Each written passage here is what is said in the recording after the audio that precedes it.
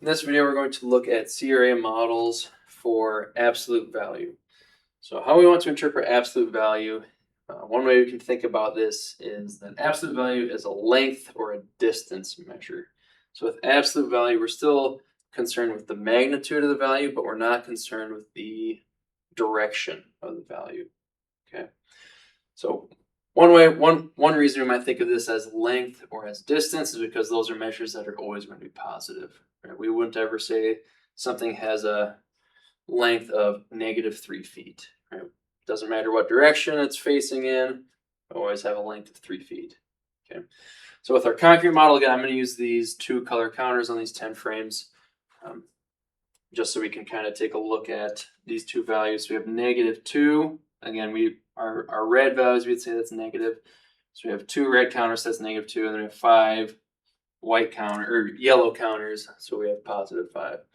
So again, if we're just concerned with the magnitude, then we're only going to be concerned with how many counters we have. We're not concerned with what color are the counters, because that's what signifies positive or negative.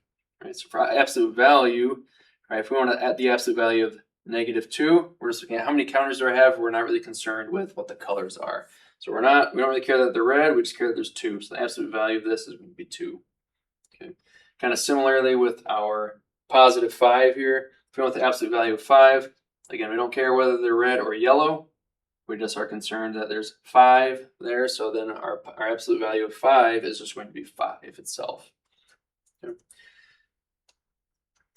And then for the representational model, we'll use again as a number line. So again, we're concerned with the magnitude or the length here. So the length from 0 in our number line. Okay, so we're not concerned with whether it's in the positive direction or the negative direction. We're just concerned what is its distance from 0? What is the overall total length? Okay, so we're just looking at, right?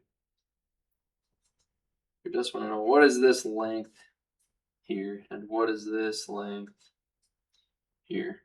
Okay, we don't really care what direction it moves. Okay, so with -2, right, we can see that it's 2 units away from 0. So that means it has an absolute value of 2, right? Its length or distance is 2. And with 5, right, we can see it's 5 units away from 0, right? It doesn't matter that it's in the positive direction, right? We can see that that difference has a length of 5 there. Okay.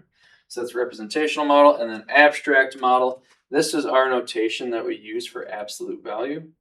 Okay, so it's 2 bars on the left and the right hand side of whatever we want to take the absolute value of. So how we would read this is the absolute value of -2.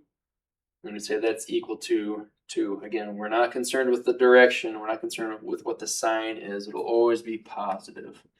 Okay. And then similarly, the absolute value of 5 is equal to 5. Okay. So one thing to highlight is that our answers will always be positive, right? We won't always switch or flip the signs. Right? We're not going to say the absolute value of 5 is -5. Right? We don't always switch the signs. It's just that our answers will always be positive. And again, the reason it's positive is because it's a length or a distance measure. And we're just concerned with the overall magnitude. Okay, so again, common concrete model is going to be those 2 color counters or really any other sort of object. Number line is going to be a really common representational model for absolute value. And then that notation that we use for absolute value is going to be common for the abstract model.